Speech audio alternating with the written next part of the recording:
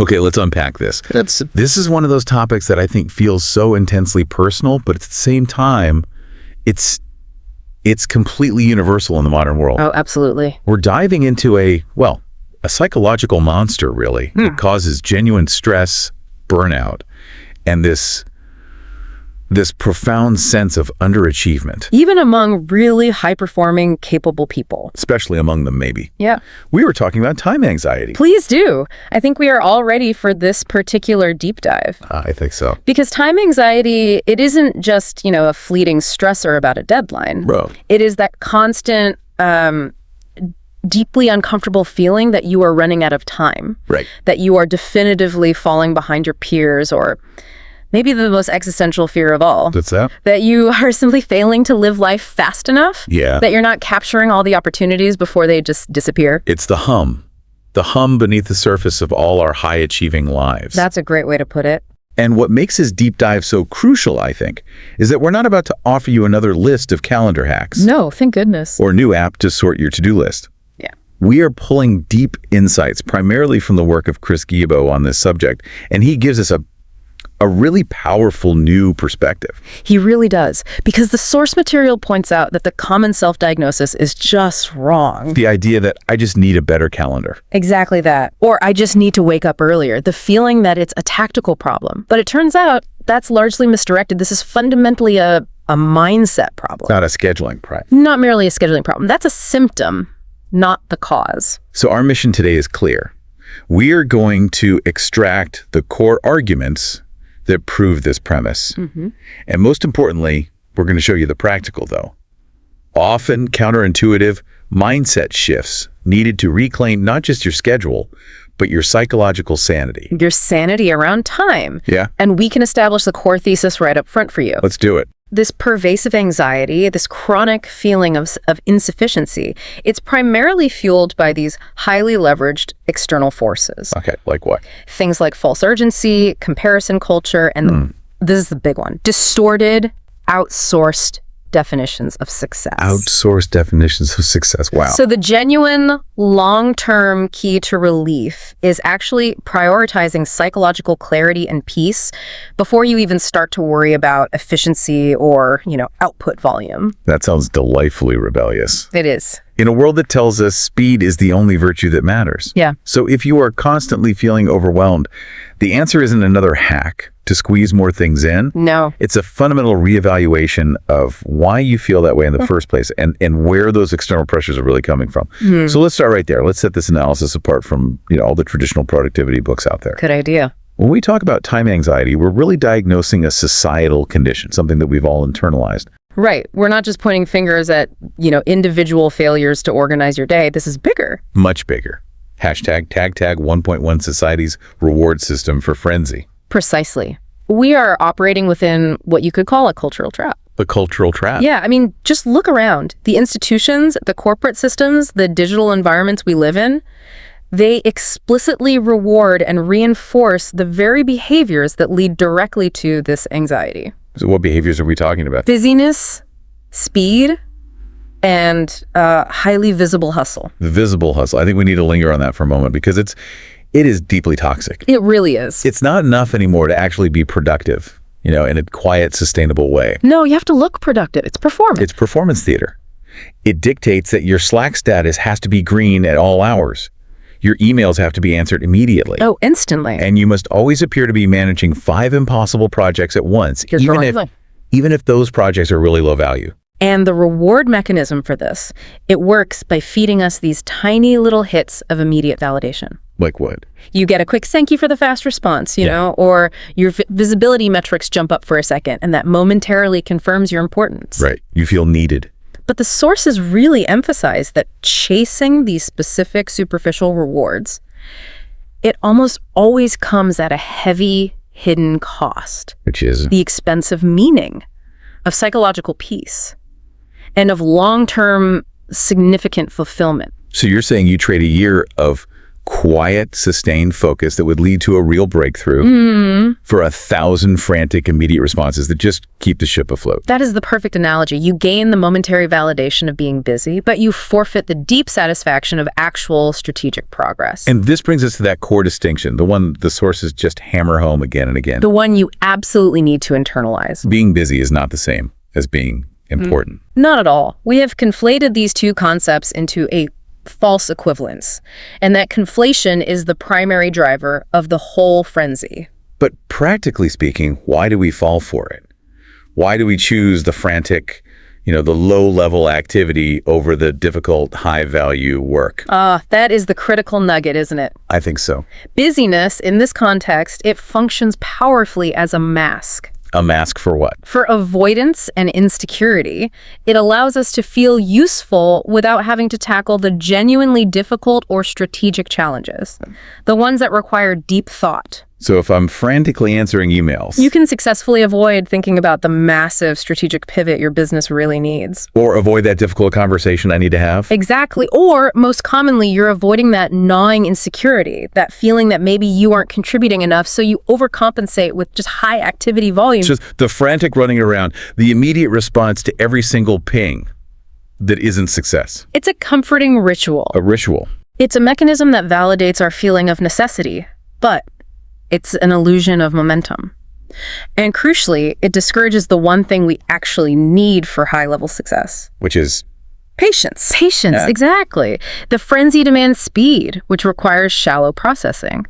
But the truly important work, the deep thinking, the creative execution, that requires sustained, quiet attention. And patience. And patience.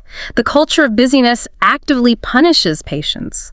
It punishes quietude. It makes us believe that if we aren't constantly generating visible output, we are failing. So the solution starts with just acknowledging that the system is kind of rigged. It's designed to keep you spinning, not to help you succeed in a meaningful way.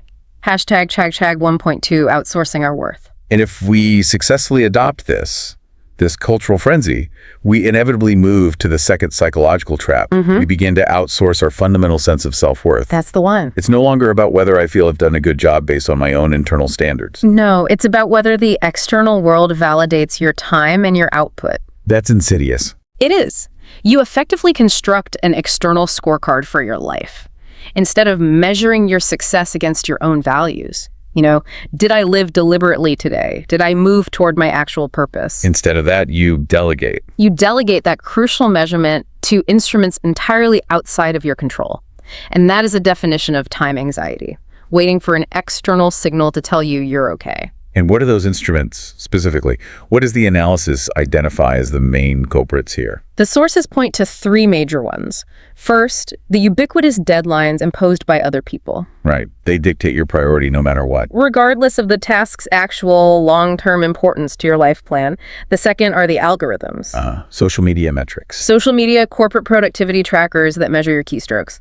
These systems measure visible output, which, like we just said, is often just noise. And the third one. The third culprit, external expectations, is maybe the hardest one to shed. The collective shoulds. Exactly. What your peers, your family, your community, what the media tells you success looks like. Should you have the house, the title, the investment portfolio by this age? It's a ghost you're always chasing. Let's take that algorithm example a little further. Say you're a creator. Okay. And the platform's algorithm rewards you for posting every single day, even if those posts are low quality, and they leave you completely exhausted. You keep doing it. Why? Because you've outsourced your worth to the algorithm's metric, the engagement number, even though your internal goal was high-quality creation and sustainable energy. So the algorithm becomes the judge. The algorithm has become the final arbiter of your success. But let me introduce some friction here, because this sounds lovely in theory, but some external scorecards are necessary, right? I mean, I have to hit certain deadlines to keep my job. I need to generate enough income, a quantifiable external metric, to pay the mortgage. That is a crucial and totally valid question. So how do we draw the line? The distinction lies in discretion and internal weight. External accountability is necessary, of course, but it should not become your sole definition of identity or worth. So you acknowledge the deadline. You acknowledge the deadline, but you refuse to let the anxiety about that deadline define your value as a person. Necessary metrics, like income, they become tools to support your internal values, like stability and freedom.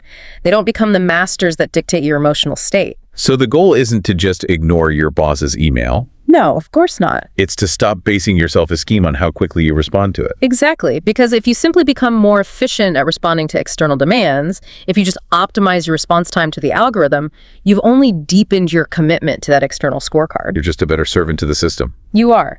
The reframing required is to shift focus from doing more to choosing better. We have to become experts at focusing on what truly deserves our attention versus what can wait, or, most liberatingly, what doesn't matter at all. That conscious choice, that's the way in. That is the point of entry for reclaiming control and dismantling the anxiety. Okay, so we've pinned the anxiety on this external validation system, this slow poison of the outsourced scorecard. Yeah. But if that's the underlying psychological framework, let's talk about the engines that keep the anxiety running, hour by hour. The day-to-day drivers. And the fastest acting venom has to be those constant little pings and alerts driving that false emergency state. Hashtag 2.1, the illusion of urgency. The sources are excellent at diagnosing this. The core concept is that urgency is often manufactured, not real. It feels incredibly real, though. It does. It feels genuine because the entire digital environment we operate in is deliberately designed to trigger our evolutionary fight or flight response. Our caveman brain. But chemically and practically, the stakes are almost never life-threatening. They are merely attention-demanding. I often think of notifications as tiny emotional hijackings. That's a great term for it. I mean, think about the modern tools that create this state. The email subject line that reads, urgent action required. The social media alert promising some fleeting trend, or the news bulletin framed as an immediate global crisis. The whole system is built on interruption. Constant, immediate interruption demanding a reactive response. And this system, it successfully trains us to respond reactively, not intentionally. We learn that everything needs an instant reply. And that leads to this fundamental distortion that the analysis seeks to correct, which is that most things that feel urgent are actually not important. Say it again? Most things that feel urgent are not actually important. The urgency is just a function of proximity. Proximity to what? Proximity to a notification, a deadline someone imposed 5 minutes ago, or a highly visible person demanding your time. That distinction, urgent versus important, it's ancient wisdom, really. Yeah. But it has never been harder to apply than right now. Never. The audible ping on your phone has the same raw psychological impact as a smoke alarm. Right. Even if the content is just a low priority memo that could easily wait until tomorrow, our brains just don't have that filter built in. So we have to consciously build one. That critical filter is precisely what we must construct. So how do we build it? We have to consciously analyze the difference. Urgency is primarily about proximity to an external demand. Okay. Importance, however, is about proximity to your long-term values and self-defined goals. So if a task doesn't actually move my life closer to my values? Then even if the deadline is tomorrow, its true importance is minimal. And it may not deserve your immediate attention over a truly important, non-urgent task. Like strategic planning. Or even just rest. Or rest, absolutely. But let me push back again on the practicality of this. Guillebeau says urgency is a choice. But for someone working on, say, a trading floor or in a high-stakes client-facing job, if you ignore your boss's email about the market close, that choice could cost you your job. A very real concern. And the nuance is important here. So how do we apply this without getting fired? The mindset shift isn't about reckless abandonment. It's about setting intentional boundaries and defining your own thresholds of urgency. In a high-stakes role, sure, the immediate response might indeed be a high-value task, but the key is to isolate the real urgencies from the manufactured ones. So you filter the noise. Can you silence notifications for everything except those 2 critical people or systems? Can you dedicate 1 hour of uninterrupted focus to deep work, knowing you'll check the urgent queue right after? So you're shifting the default. Instead of everything is urgent until proven otherwise. It becomes nothing is urgent unless proven otherwise. That's a huge shift. And it leads to the radical liberating takeaway. Urgency is a choice. Choosing not to respond immediately is not a sign of laziness. It's an active decision. It's an active, mindful decision. It's deciding that you are the steward of your attention and your schedule, not just a reactive agent driven by external stimuli. And that choice is the first major step. It stops the frantic cycle before it even begins. Because if you truly internalize the belief that you must be immediately responsive to everything, you will always feel like you're failing to keep up. Hashtag 2.2 comparison is the fuel. Okay, so if false urgency drains our energy hour by hour, then comparison. Here. Comparison is the insidious mechanism that drains our energy year by year. Oh, that's a perfect articulation. It's what convinces us we're failing at life itself, not just our to-do list. The source analysis highlights how modern culture, particularly the constant weaponized highlight reel of social media. Weaponized highlight reel, I like that. It just amplifies time anxiety by facilitating endless, immediate comparison of timelines.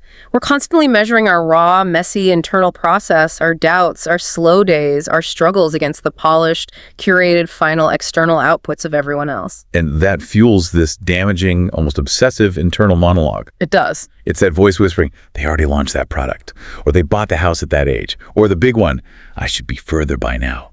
Right.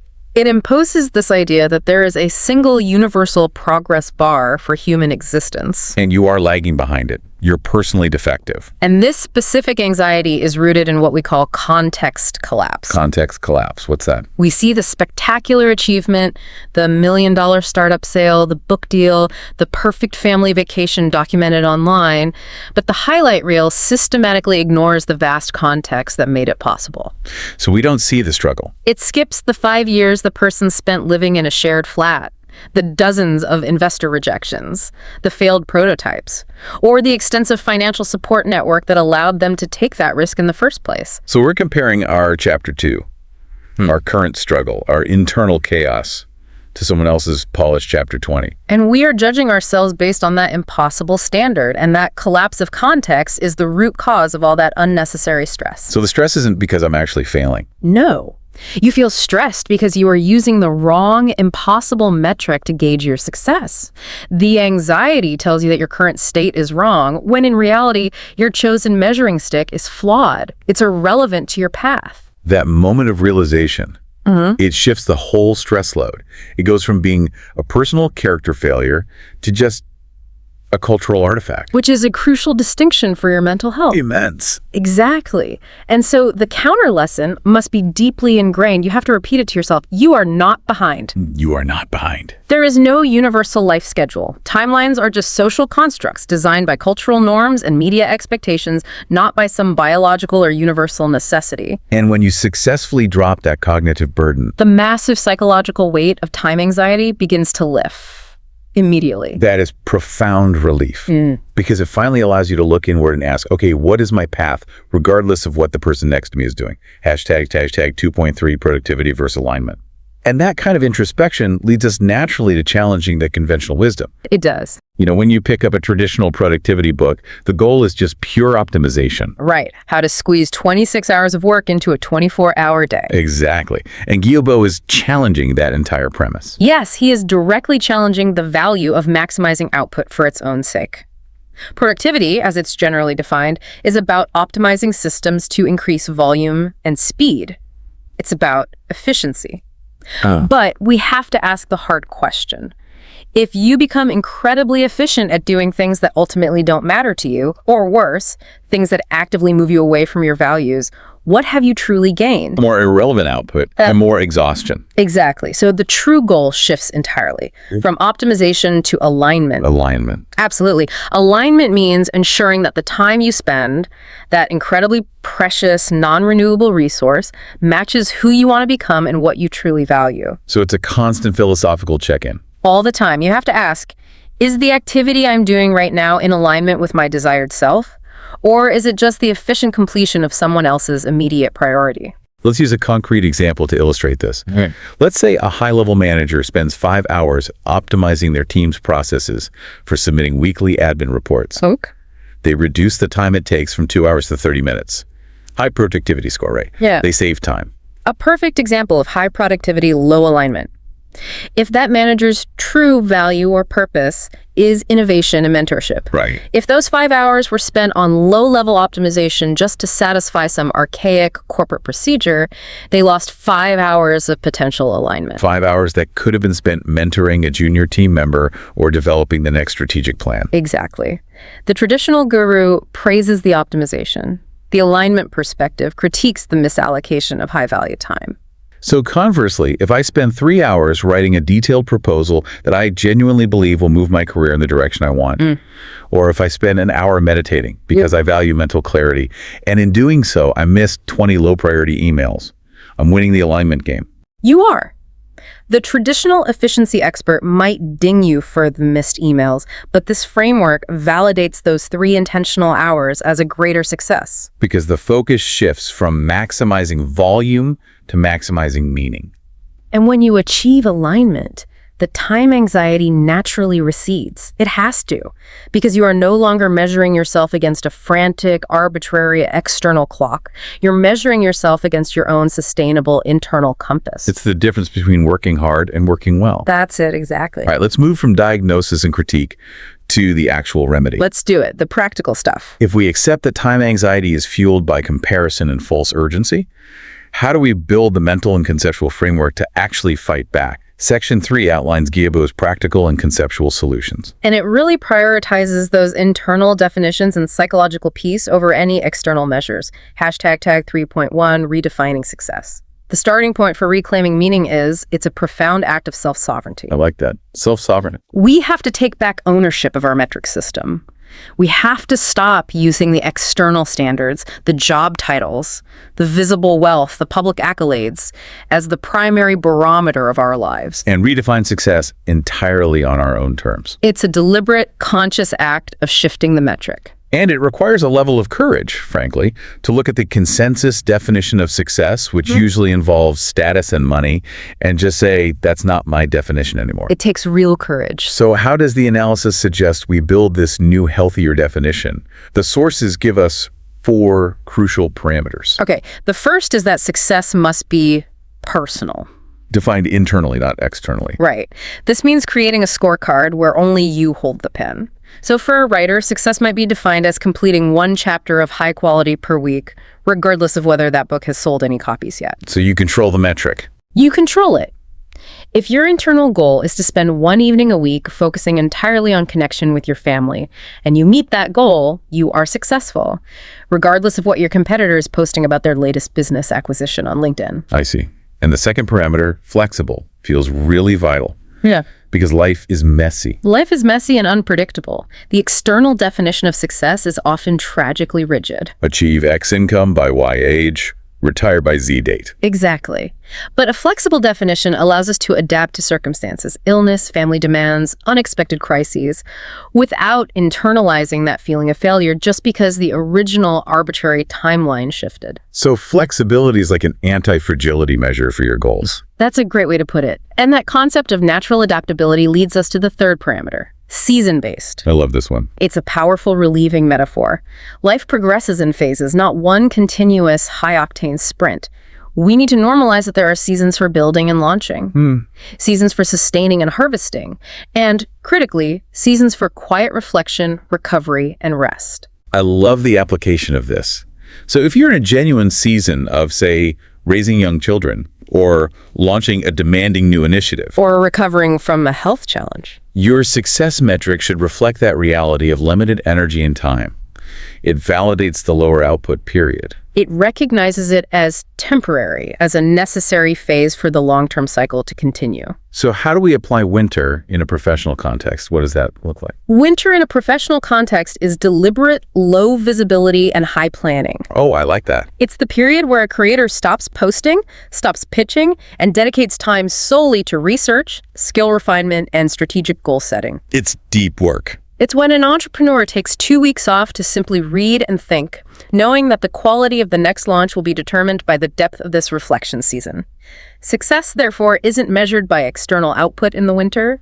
It's measured by internal readiness. So that reframes inactivity from a failure state into a necessary strategic resource allocation. Exactly. And the final parameter reinforces all of this. Success is not linear. Right. Growth and achievement do not follow a straight, predetermined line.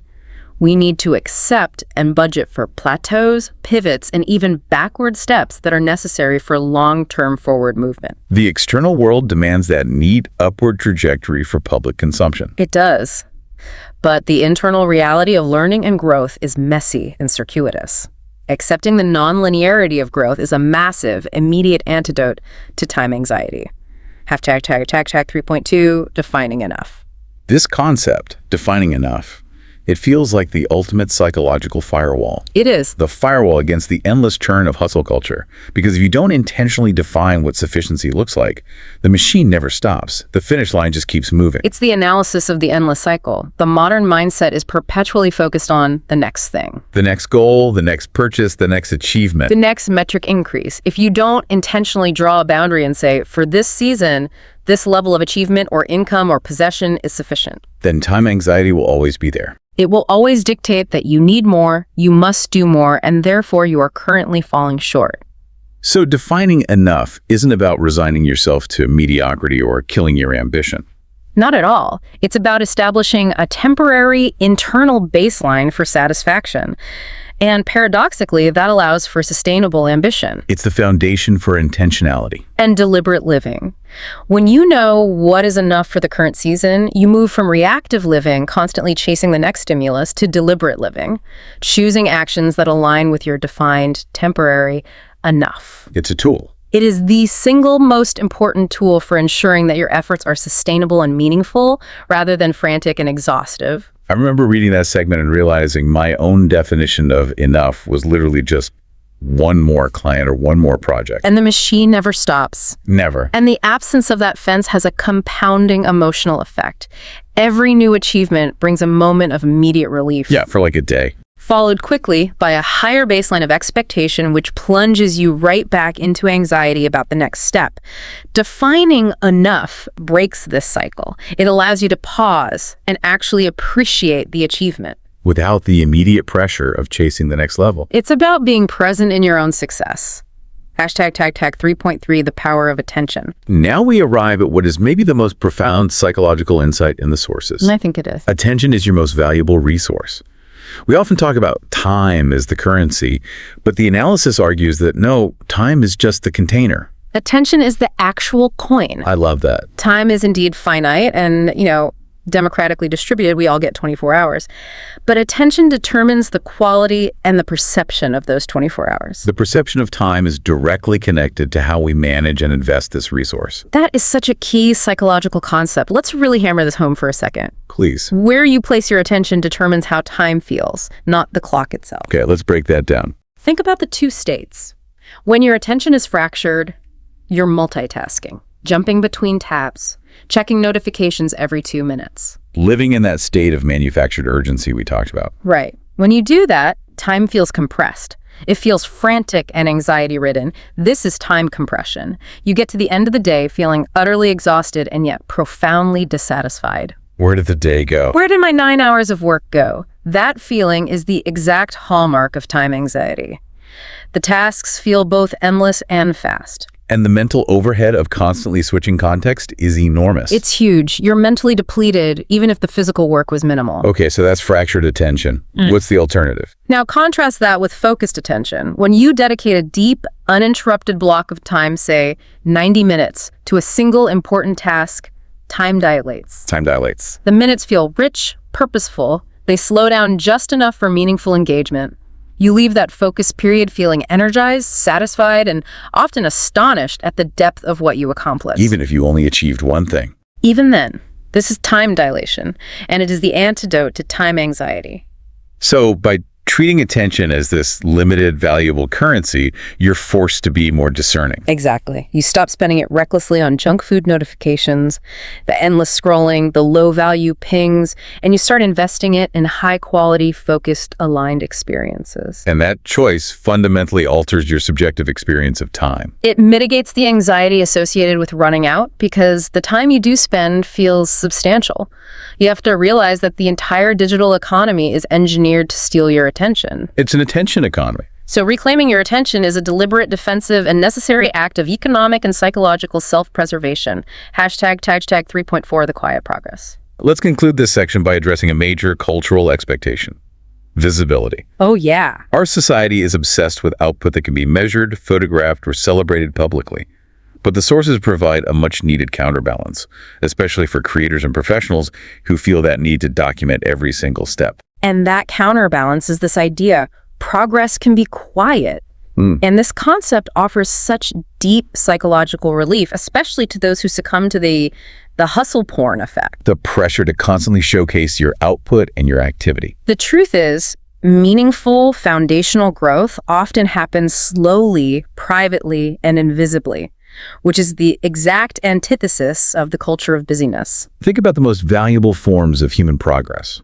Mastering a complex skill, integrating new knowledge, writing that first rough draft. Processing emotional or strategic challenges. Right. These are major forms of progress, Right. yet they have no immediate visual metric to offer the world or your social feed. Precisely. If we only validate the visible progress, the launch, the dollar figure, the massive social media engagement, we neglect the essential foundational work of true development and innovation. And this quiet progress, it requires immense patience. And crucially, self-trust.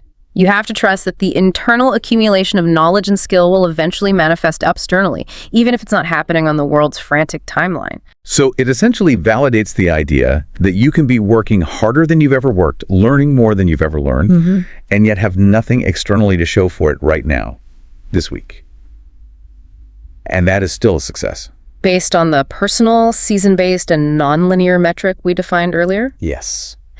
And this framework gives you permission to retreat into that necessary quietude. You don't have to feel guilty for being quiet. It allows you to protect your attention for the deep work of thinking and reading and planning without the constant guilt that you should be posting about it or making that work externally visible. Quiet progress is sustainable progress. Okay, so let's bring all these threads together. Let's solidify why this approach works, not just to make us slightly more organized, but to fundamentally make us happier and more fulfilled people. Hashtag 4.1, prioritizing mental well-being. Well, the fundamental shift here is that the sources explicitly prioritize mental well-being, that psychological relief, over just squeezing maximum output from a limited resource. It's a different starting point. It's a humanitarian, sustainable approach to time management that starts with the premise that peace with time is the goal.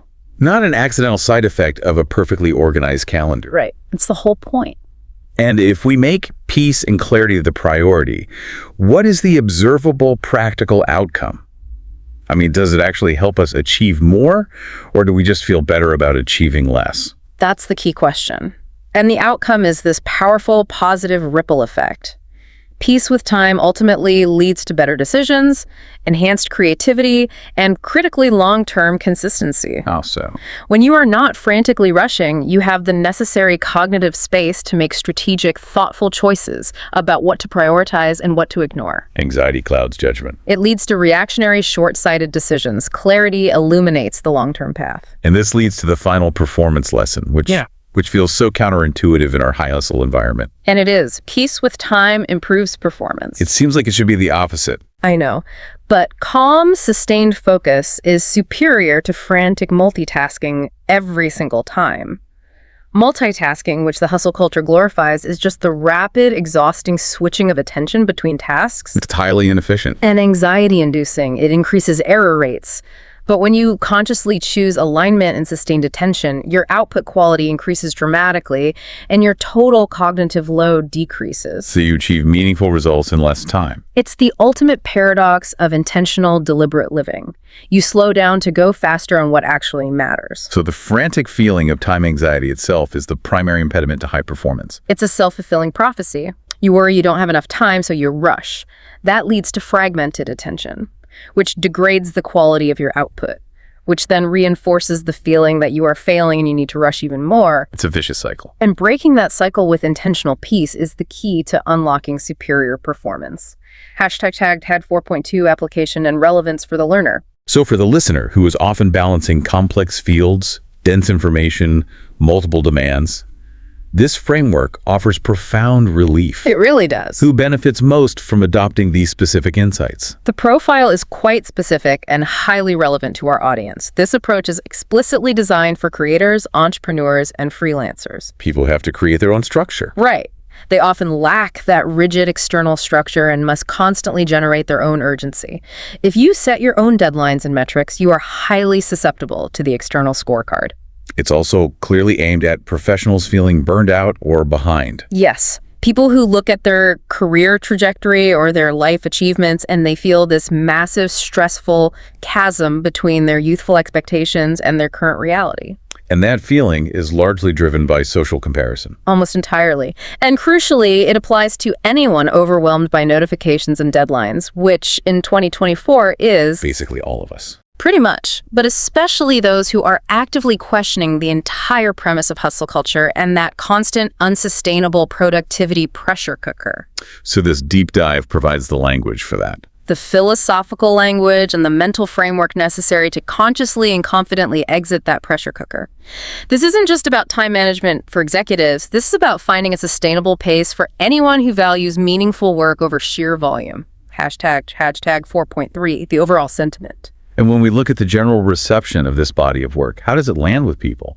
The overall sentiment is overwhelmingly positive. We're seeing a strong 4 to 4.5 star rating trend precisely because it offers this emotional validation. Why do you think readers are resonating so strongly with it? The primary strength is that the material is just deeply relatable. It gives a specific name-time anxiety to a debilitating feeling they couldn't quite articulate before. It gives them a handle on it. And the approach offers practical mindset shifts instead of rigid, complex systems, which feels far more encouraging and less guilt-ridden than traditional productivity guides. Which often leave you feeling like you failed the system, not that the system failed you. Exactly. However, to maintain balance, we have to acknowledge the common feedback and criticisms, right? What are the limits of this particular approach? The main critique is that it's less tactical than hardcore productivity books. If you are looking for a detailed, step-by-step system on how to manage your email inbox or create the perfect calendar template, This isn't it. this is not it. And some core concepts, particularly around mindfulness and intentional living, may feel familiar if you're already steeped in slow living or, philosophical self-help content. Which, ironically, just reinforces our initial point. How so? The focus is more on why we feel anxious, rather than how to fit one more meeting into the schedule. It is prioritizing clarity and psychological peace over pure efficiency. Exactly. The book's greatest strength is the clarity and the relentless focus on mindset. It provides the necessary philosophical grounding, even if that means providing fewer checklists, and instead offering a foundational shift in how you relate to the non-negotiable scarcity of time. Hashtag tag outro. So, to summarize the overarching message we've extracted from this deep dive, time. Anxiety is not a problem of managing minutes. No. It's a problem of reclaiming meaning. The work of Chris Guillebeau doesn't promise you more time, but it delivers something far more valuable. Which is? More peace, more clarity, and crucially, deliberate control over how your time is experienced. And we've learned that the frantic frenzy is fueled by external comparison and manufactured urgency. The solution is found internally through conscious action. The true measure of success is personal and seasonal. Not linear or external. And that provides tremendous relief from the constant, unwinnable race that society insists you must run. And that profound internal shift requires a careful, almost aggressive stewardship of your greatest, most perishable resource. The one we talked about. We established that attention is your most valuable resource. And if urgency is a choice, then attention is the deliberate placement of that choice. So here's the final provocative thought we want to leave with you to mull over. Okay. If you accept this truth, that time quality is defined by attention placement, what is the single most important non-urgent task or goal? One that aligns fundamentally with who you want to become. That you can dedicate your full, uninterrupted attention to right now. That conscious choice between deliberate, focused action on one hand and anxious, reactive response on the other. That is the battleground for reclaiming your time and defining your life.